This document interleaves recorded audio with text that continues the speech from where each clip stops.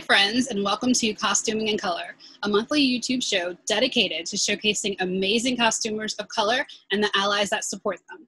I'm Gigi, a history buff, alchemist, costumer, and dabblist. And I'm Noelle, a costumer who likes to play both sides of the historical and cosplay world. Today, we're going to interview Gigi.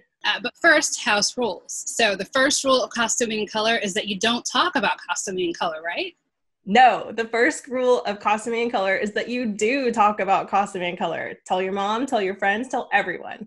Also, comment down below and let us know who we should interview. And the second rule is that kindness matters. Aside from that, there are no rules. All right, let's get into it. But first, maybe we should discuss a little bit about the premise of this show. Yeah, let's talk about what we're doing here and maybe what was our first initial visions of what we wanted to accomplish. Okay. My initial vision was that I wanted a place to celebrate costumers of color and share them with the world. Also, I noticed that on this platform, there isn't really a good safe space for them, so I wanted to create one. How about you? Well, my vision, similarly, was to find and highlight other people of color, other people who are like me. People of color are so often not seen in costuming, in reenactment, or in historical interpretation, and that makes it a bit lonely, especially for newbies. So I wanted to help our community connect to each other and help and support newcomers. So this first interview is going to be me interviewing Gigi as the host, but initially I didn't want to be interviewed. Yes, even despite pressure from me. So tell us why. I'm actually happy to answer some questions so that people can get to know me, but I think I'm really hesitant to make this about me. I'd much rather center costumers of color for this channel, and I already have my own channel, so people can get to know me over there. Show Noelle some love over there. So with that, let's answer some questions. Where are you from originally?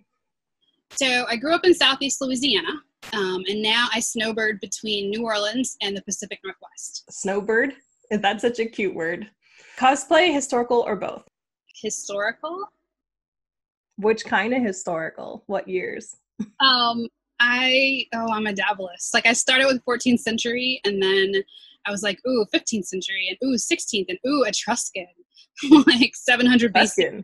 So, but I stuck to the Italian peninsula. So it's like all things Italian are kind of my thing. So okay. How about you? What's yours? Cosplay, historical, or both? One word. I do both, and I do mashups of both. So I do them separately, costuming and cosplay, and then I do historical costuming that is also cosplay. So what is the costuming scene like where you live? Okay, so let me qualify even the previous question, like cosplay, historical, or both, with 5 words. I live in New Orleans. We pretty much invented cosplay. We just don't call it that. We call it Tuesday. So any get-together that we have is like an opportunity to dress up and as any character you want, inspired by themes like animals, seasons, food, or if there's a holiday or a festival, then you're going to dress up for that. And the Pacific Northwest is a little bit different. I live in a rural area here, so there's not so many opportunities outside of the SCA. I am looking into the Jane Austen Society of North America, because I think I want to get into Regency, and I'm also looking at Williamsburg. But I am so willing to jump into cosplay. You have no idea. So I'm going to be asking you for help with that, Noelle. I can come up and we can do Emerald City Comic Con together if you like. What is your internet handle and why did you choose it? Okay, so on Instagram, I'm LaBellaDonna History. And that came from my living history work. I specialize, like I said, in the 15th century Italian peninsula, and I expanded that into 14th to 16th century plus some ancient stuff. And so I have a blog, LaBellaDonna.net, and so that just gave way to my handle, LaBellaDonna History. And then recently I started Reenactors of Color on Instagram to find more people like me and support the larger costuming community. So since you do historical, you've answered this a little bit, but what time and period is your favorite? Honestly, so I dabbled a little bit in studying the Etruscans, and they are so interesting, and their women are so amazing. Their women had so many rights back when the Greek and Roman men were like, these Etruscan women are hussies because they'd go to parties and own land. And so I think my favorite to study like sociocultural anthropology are the Etruscans. And then second favorite would be, I think, 15th century Italy. Oh, yeah, for sure. Beautiful. Have you been to Venice? Yes. Excellent. If you do cosplay, what type of characters do you gravitate towards, or what kind of characters would you gravitate towards? So I've been giving this some thought, and I think I like graphic novel characters and comic book characters, ladies who are really strong. Like I saw this one comic book, Lady Killer. I was like, ooh, I could just like a 50s housewife, make gloves. I also used to be into these kabuki comics. I think that would be a fun one to do. So, Oh yeah, for sure. So basically women who kill men. Excellent. How about you? So, and when you do cosplay, what type of characters do you gravitate towards? So I don't really always have a choice because I cosplay in a little group of people. So usually one person will make a costume and then the rest of us will sort of glom onto that and make other costumes to go along with it. The ones that I gravitate towards strongly are either fandoms that I really love, like Harry Potter. I'm currently making a Harry Potter one, or Marvel characters or stuff like that. I do like characters that are very much like me, though. How did you start in costuming? Very slowly. I still don't know how to thread my serger. So since I had never sewn in my life, I never even took home ec in high school. When I joined the SCA at 32, I kind of studied historical fashion by looking at paintings and reading books about how the garments were constructed and what the different garment names were and how they changed over the decades. And then I collaborated with costumers, people who understood garment construction, to get the right look for the time and place I was going. What are your favorite parts of costumes or clothing to make? Jewelry. Jewelry. It's quick. And I feel like victorious when I'm completing like a replica piece, which usually takes, less than a day or 2 days at most once I have all the components. So it's a lot more gratifying than sewing because I feel like the half completed Italian Renaissance Gomorrah that I'm making is judging me as it hangs on the dress form for 8 months. It's just. I can completely relate to that, and I make lists that list off every single step of it so that I can get the serotonin burst of saying I'm done. And so that's basically the same thing. Maybe I'll try that. Yeah. What aspects of costuming drew you to this? Why do you costume? Dressing up. When I found out about the SDA, I was like, you get to dress up and study history. And I'm like, I am there. So dressing up in silks and brocades, also learning about the lives of the women who came before me is really interesting to me. Telling their stories while dressed like them. So why is this even a question? Dressing up is totally why. So how about you? Honestly, I like the pictures. I just want to get really great pictures. People often say, you don't always look like you love sewing. I don't always love sewing, but I like the end result. I also like going out in costume and tripping people out a little bit. That's super fun. Who's your spirit animal? It can be real or historical or a character or an actual person or whatever. Okay, so it's going to be a hybrid. Somewhere between Katarina Sforza and Karen Walker from Will and Grace. Nice. So Katarina is a countess of renown, 15th century Italy, and she led her own forces to defend her land, right? And she was known for vengeance if you cross. Do you see a theme here? Women with vengeance. So she was known for vengeance if you crossed her, and she didn't hesitate, even at 7 months pregnant, to get on a horse, ride to Castle San Angelo in Rome, commandeer it, so she could point the cannons at the conclave to force them to honor the previous pope's commitment to her lands for her children. She was a force. Wow. And then the other Karen is a bougie city girl who always has a drink in her hand and a quip coming off of her lip. So I feel why not both together? That's amazing. What is your favorite or most epic completed costume? So dressing up as a woman of Florence in 1480 was something I did for what we in the SCA call a laureling ceremony or an elevation ceremony. I felt like a Medici princess. I had on all the layers I was supposed to have on, even in southern Mississippi in September, which was hot and humid. I had the hair perfect. I had the jewelry perfect. There was confetti, because the Medici were known for painting people gold and having gold things thrown during processionals. So that happened. There was a choir singing a 15th century Italian song as I processed in. It was just, that is my favorite project, my elevation. What did you get laureled for? All things Italian. They couldn't, it wasn't just costuming.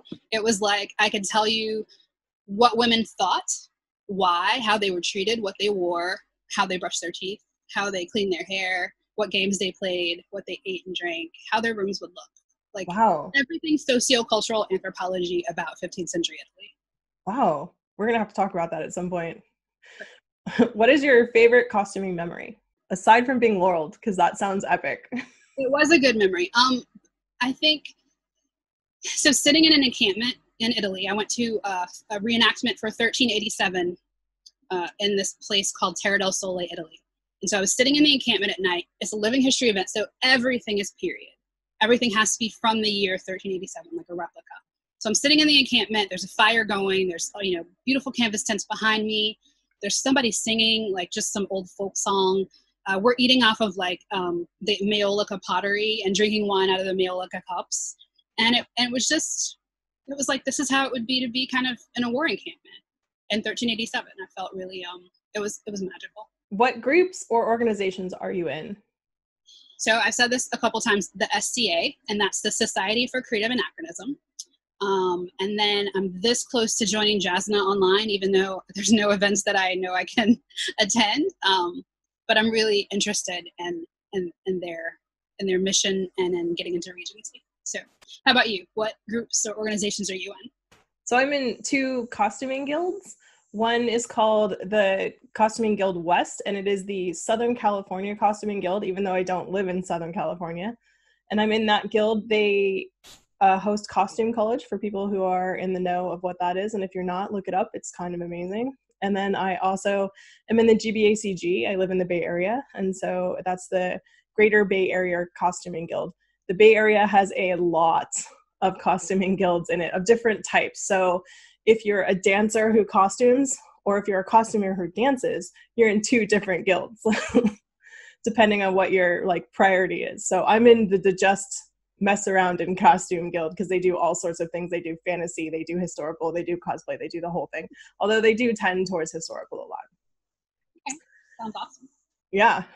Who's your costume crush? Okay, so I have a couple. Time Travel is Possible on Instagram is I love her. I love looking at all her posts and reading and learning. And then Equestrian Noire. She is a Arabian horse owner, and she takes these amazing photos with her horse or other horses in these locations that are just kind of epic. Yeah, that's a great account.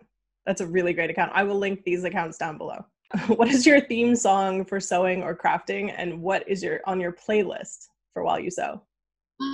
So that depends on what I'm working on, really. So like if I'm doing something from like 15th century Venice or Florence, I might play lute music. Maybe like Sarah McLachlan. I want to make a chemise a la reine, so maybe Sarah McLachlan for that because she sounds very ethereal. Garbage, or maybe like a sassy Rihanna song for when I'm working on anything Caterina Sforza. And I envision kind of like 9 Inch Nails for when I'm working on that lady killer outfit for cosplay. The Fit and Flare 50s dress. And then for Regency, probably like English country dance music. Oh, wow. Yeah. Yeah, I can see that for sure. Like it's thematic. I want to be inspired. I want to be in the process. Excellent. Yeah. I listen to audiobooks, so I never listened to that, or I watch movies. So who inspires you in this community? So can I just talk for a minute about people who inspire me that are not in the community? Yeah, absolutely. The women who raised me, right? The ones who came before them in my ancestral line. I feel like I'm the product of their tenacity and perseverance under duress. I'm also proof of their intelligence and creativity, so they really inspire everything I do, even in costuming, even in reenactment. But in the community now, presently, I'm inspired by people like you who not only are in the community, but who welcome others, who welcome, I mean, you've offered me help. Like when we first met, you were like, oh, you want like a sewing buddy? People who are helpful and kind inspire me. And I try to imitate that. I try to like pay it forward. That's excellent. I really feel like we should be the change we want to see in the world. How can we be better mentors for people in our community? So don't be racist, ableist, or sexist. Like it's really so easy. Newsflash. Just, accept, respect, and include people who may be different than you. Be kind. Yeah. Give them equal access to opportunities in your organization. Own the reality that everyone has something to offer and lift other people up. I think that will help us be better mentors in our community. What is your favorite inspirational quote and who is it by? So I have too many because I like to read about these historical women, and although we don't have a lot of information because their voices weren't recorded as well as men's were, we do have some of their quotes. But one that I think kind of will go across like the span of time is no. No. Katerina Sforza said that when they tried to take the land her children should inherit. Rosa Parks said that when they tried to tell her she should accept unequal and unfair treatment. It's what I said when I was pressured to leave the SCA by bullying and racism. So my favorite inspirational quote is no, and stand your ground. That's a very powerful word. No. So how about you? What's yours? It's not really an inspirational quote, but it's kind of the motto I live by, which is, if they can do it, so can I. If you could give new costumers one piece of advice, what would it be? Find your squad, right? And have fun. You're not going to get along with everybody. That never happens, whether you're in school, work, whatever, a new person moving into a neighborhood. But there are going to be people that you gravitate towards that you think are cool and who think you're cool. So find your squad. And remember, this is supposed to be fun. And when it stops being fun, you need to ask yourself some hard questions about why it's not, and maybe help make some changes. Absolutely. So what about you? One piece of advice. It's the same piece of advice I give all over my channel and all over my Instagram account.